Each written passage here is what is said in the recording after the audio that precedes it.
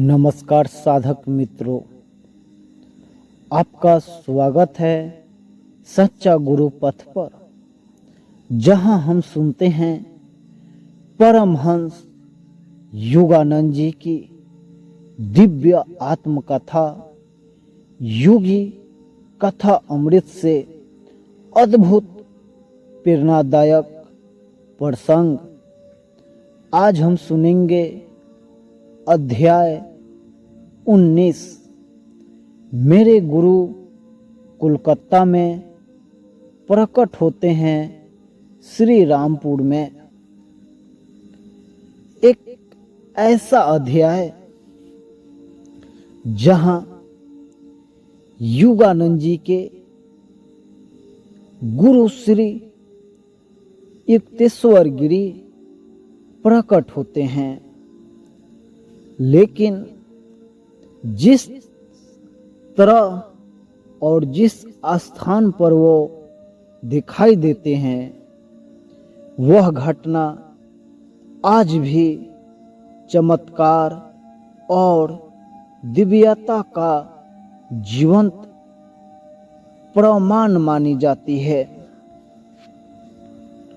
उस समय परमहंस योगानंद जी अपने गुरु श्री युक्तेश्वर गिरी से मिलने के लिए श्री रामपुर में आए थे, लेकिन वहां पहुंचने पर उन्हें सूचना मिली कि गुरुदेव कोलकाता में हैं।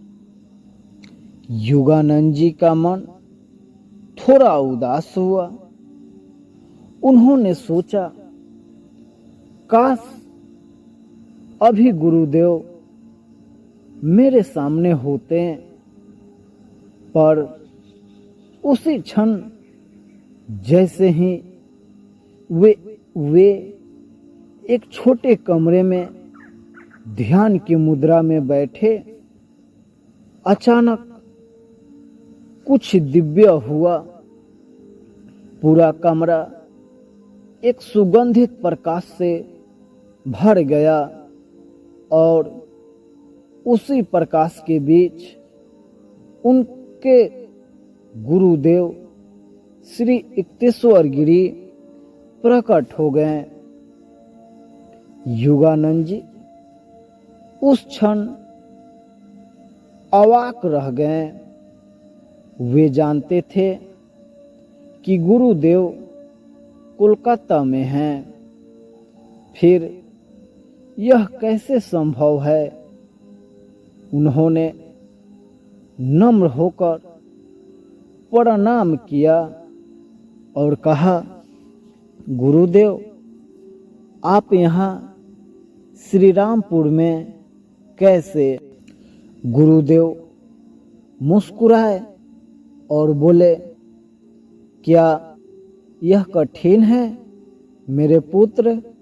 जब प्रेम और एक तत्व होता है तो दूरी क्या अर्थ रखती है? उनके ये शब्द केवल उत्तर नहीं थे, वे योग सिद्धि की गहराई का सजीव अनुभव थे। यह टेलीपोर्टेशन नहीं, बल्कि आत्मसंयोजन की सिद्धि थी, जहां योगी अपनी चेतना के समय और स्थान की सीमाएं लांघ जाता है। गुरुदेव ने योगानंद जी को समझाया कि सच्चा योगी अपने शरीर से बंधा नहीं होता।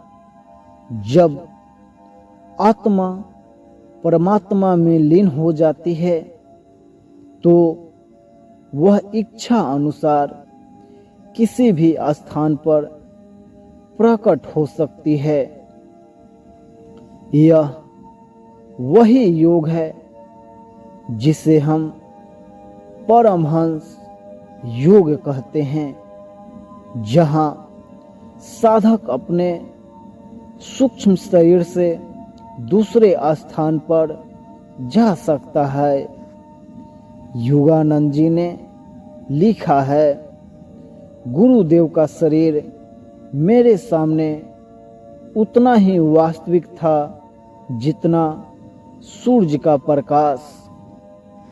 यह अनुभव केवल चमत्कार नहीं था, बल्कि आध्यात्मिक एकता का शुद्ध प्रमाण था। गुरुदेव ने योगानंद जी को आशीर्वाद दिया और कहा, प्रेम और श्रद्धा से बुलाओ, मैं सदा उपस्थित रहूंगा। इन वचनों ने योगानंद जी के भीतर गहरा परिवर्तन कर दिया। अब वे समझ गए कि सच्चा संबंध शरीर से नहीं, आत्मा से होता है। यही कारण है कि गुरु और शिष्य के बीच की दूरी कभी वास्तविक नहीं होती, वह केवल भौतिक भ्रम है। जब योगानंद जी बाद में कोलकाता पहुंचे तो उन्होंने पाया कि उसी समय जब गुरुदेव श्री रामपुर में उनके सामने थे, उन्हें कोलकाता में भी लोगों ने देखा था। इससे स्पष्ट हुआ कि गुरुदेव ने एक साथ 2 स्थानों पर उपस्थित दर्ज की। यह वही सिद्धि है जिसे योग संयोग कहा गया है। गुरुदेव ने कहा, ईश्वर की शक्ति सर्वव्यापी है। जब योगी उस शक्ति से एक हो जाता है तो उसके लिए कुछ भी असंभव नहीं रहता। यह अध्याय हमें यह सिखाता है कि सच्चे गुरु केवल शरीर में नहीं रहते, वे अपने शिष्य के हृदय में सदा जीवित रहते हैं। जब साधक प्रेम, निष्ठा और ध्यान से गुरु को पुकारता है तो गुरु सूक्ष्म रूप में उसकी सहायता के लिए प्रकट हो जाते हैं। गुरु शिष्य का यह दिव्य संबंध सदियों से भारतीय अध्यात्म का मूल रहा है। योगानंद जी कहते हैं, मैंने उस दिन समझा कि गुरु कहीं नहीं जाते, वे चेतना में बसते हैं और चेतना की कोई दूरी नहीं होती। यह केवल एक चमत्कारी कथा नहीं, बल्कि अद्वैत चेतना की अनुभूति का प्रमाण है। हम सभी के जीवन में भी जब भक्ति और विश्वास गहराते हैं तो हम अपने गुरु तत्व को अपने भीतर प्रकट होते देख सकते हैं। प्रिय साधक मित्रों, यह अध्याय केवल गुरु के 2 स्थानों पर प्रकट होने की कहानी नहीं, बल्कि गुरु की सर्वव्यापी चेतना की अनुभूति है। यदि आप अपने गुरु में अटूट श्रद्धा रखते हैं तो समझिए वे हमेशा आपके पास है, भले ही आप उन्हें देख न सके। सच्चा योग वही है जो दूरी मिटा दे, और प्रेम वही जो ईश्वर को महसूस करा दे। यदि आपको यह अध्याय पसंद आया हो तो वीडियो को लाइक करें, शेयर करें और सच्चा गुरु पथ को सब्सक्राइब करें। अगले अध्याय में हम जानेंगे योगानंद जी की उस अद्भुत साधना का रहस्य जहां उन्होंने अनुभव किया आत्मा की परम स्वतंत्रता। जय गुरुदेव।